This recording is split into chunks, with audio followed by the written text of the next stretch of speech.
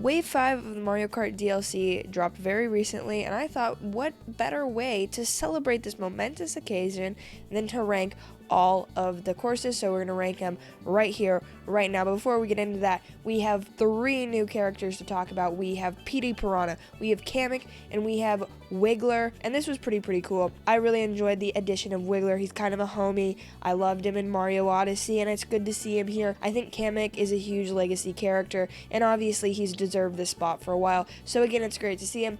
Petey the Piranha, a callback to Mario Kart Double Dash days, and I always gotta love those Mario Kart Double Dash days. So it's pretty cool with all of these because we didn't just get the same exact weight class, we got 1 big old character and we got 2 mediums. So Kamek is a medium character, Wiggler is also a medium character, and Petey the Piranha is actually a heavy character. That means that their stats are gonna change the cart that they're on, stuff like that. Obviously, I'm sure you guys know this, just explaining for the people who don't, but yeah.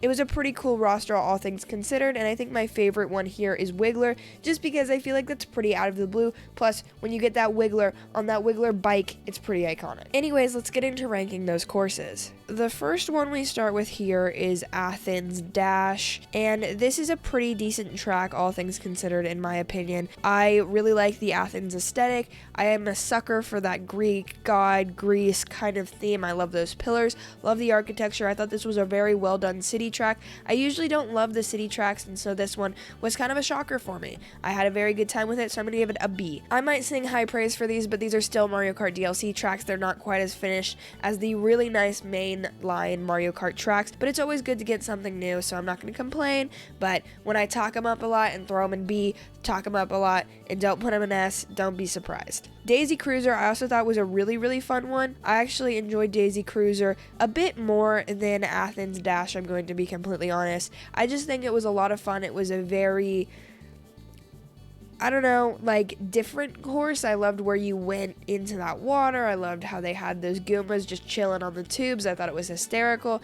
The idea of having this whole course and whole track on the back of a yacht, I mean, that's pretty iconic. It's a pretty good time. I liked the views from it. I thought overall the turns were nice. They were pretty sharp, but this one was one I didn't totally enjoy in 200cc, but going down to 150, it was a pretty nice controlling one. I'm going to give it an A. Moon View Highway is one that I absolutely love. I grew up with that Wii Mario Kart, and so having these courses come back on the Nintendo Switch is kind of like getting Coconut Mall back. It's a good, exciting moment. I love Moonville Highway. I really genuinely enjoy most of the tracks with cars on them because I think it's a fun obstacle, and I like that the track usually gets pretty wide on those courses, so it gives me a little versatility to mix up where I want to go, do what I want to do. So I'm going to put it also A tier, but just right in front of Daisy Cruiser, if it will let me. There we go. Squeaky Clean Sprint is another one that is from Tour, and it's like a brand new course, but it's also on the Tour engine, so it's not going to look amazing. I think it was pretty fun. I think it's absolute hell on 200cc. I hate this track on 200cc.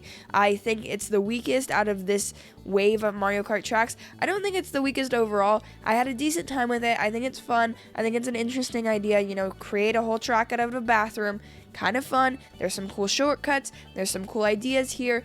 But playing this on 200cc, which is the cc that I like to play as, was pretty atrocious. 150cc was a lot more doable, but it's still not quite as fun as these other tracks in my opinion. That's why it's going to go in C. Los Angeles Laps is, in my opinion, a pretty good one. I might have a little bit of nostalgia, or not even nostalgia, but just bias, because I'm from California. It's cool to get some, you know, recognition out there, even if it is, you know, the city that everyone generalizes us as.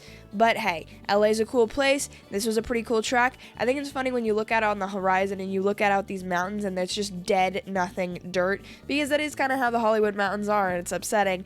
I mean, Northern California is obviously a lot prettier, but I think that Los Angeles Laps is overall a pretty fun one. I'm going to put it in front of Athens Dash, but B tier. Sunset Wilds is again a pretty cool one. This is originally from the GBA, and I usually really enjoy these GBA tracks just because that was a very good Mario Kart game. In my opinion, it's probably one of my favorite older Mario Karts. It's very traditional, akin to that original SNES, but it has a lot of like upgraded things, and so I think it's always fun when these GBA tracks come on over. Sunset Wilds, it's pretty good. I like the mining Shy Guys. I like the ideas of it. It's nothing super crazy though, so I'm going to have to put it at the top of C. Again, with all of these, I still like them, and this is like ranking them in terms of Mario Kart. It's not ranking them in terms of overall courses, of overall goodness, really. It's not like I would give this Sunset Wilds necessarily like a C on the grading scale when it's up against something like Cruise and Blast.